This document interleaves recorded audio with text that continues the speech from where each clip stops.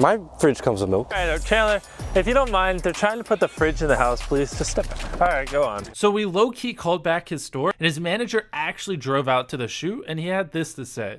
We told you the story on the phone. We ordered a pizza, Joey delivered it, and now he's just helping us move furniture. So, yeah, at the end of the day, we're giving him this house. Wow. Yeah.